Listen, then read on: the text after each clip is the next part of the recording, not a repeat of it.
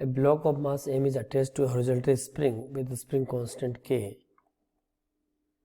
and is moving in SHM with amplitude a. ठीक है.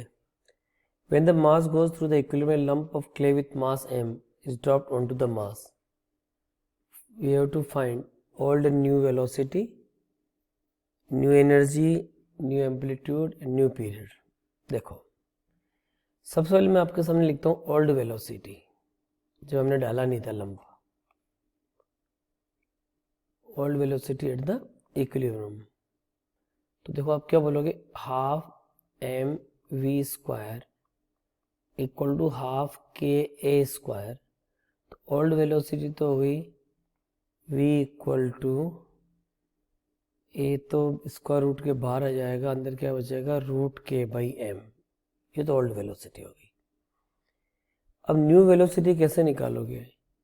When you gently drop the lump, F external is 0 and whenever the external force is 0, we all know initial momentum equal to final momentum.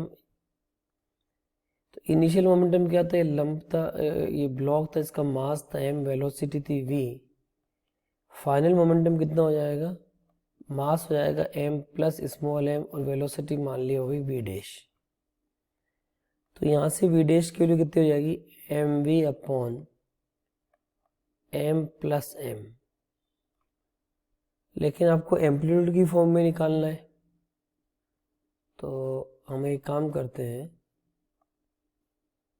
यहाँ पे capital V की value यहाँ से put कर देते हैं इस जगह. तो आपको क्या आंसर मिलेगा? m upon m plus m a root K by m. ठीक है, तो ये तो हो गया आपका एक पार्ट का आंसर. एक सेकेंड, ये हो गया M V M plus M, ये कैपिटल एम बनेगा. Yes, this is capital M, this is capital M and this is capital M. So finally it is a root M K upon m plus m. तो ये तो हो गया आपका first A part का answer. अब हम बी पार्ट की बात करें, find the new energy in terms of the old energy at the equilibrium. देखो, अगर मैं आपसे बात करूं इक्विलिब्रियम पे ओल्ड एनर्जी कितनी है, तो आप लोग मुझे बोलोगे half m into v square. अब इक्विलिब्रियम पे न्यू एनर्जी कितनी हो जाएगी? That is half mass will change m plus m और उसकी जगह आएगा v डैश का square.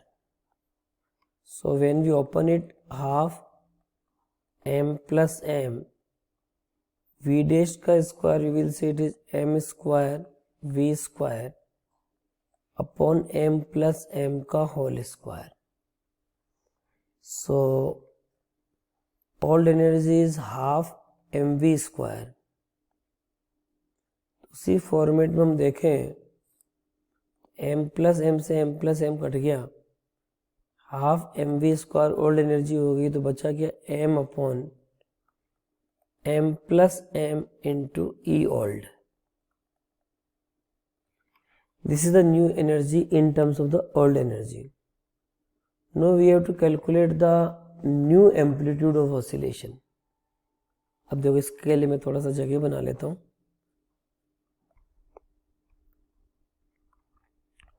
So C part, new amplitude.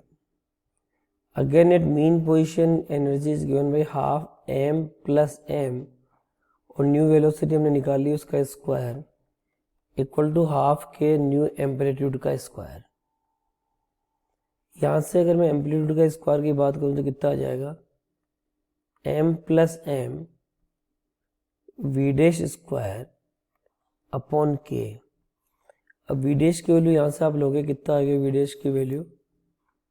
It is given in terms of v like this, mv upon m plus m. तो ये value हम put करते हैं, एम प्लस एम अपॉन के, और ये एम वी के जो हो गया m square v square upon m plus m का whole square, finally it is m square v square upon k m plus m. तो एम्पलीट्यूड ऑसिलेशन कितना हो जाएगा, A equal to m v upon root k m plus m. Find the new period of oscillation. अब time period oscillation तो एक ही formula होता है, 2 pi root m by k, external factor से मतलब ही नहीं इसको तो, लेकिन मास चेंज करके कितना हो जाएगा, एम प्लस एम अपॉन के। तो final answer of this problem will be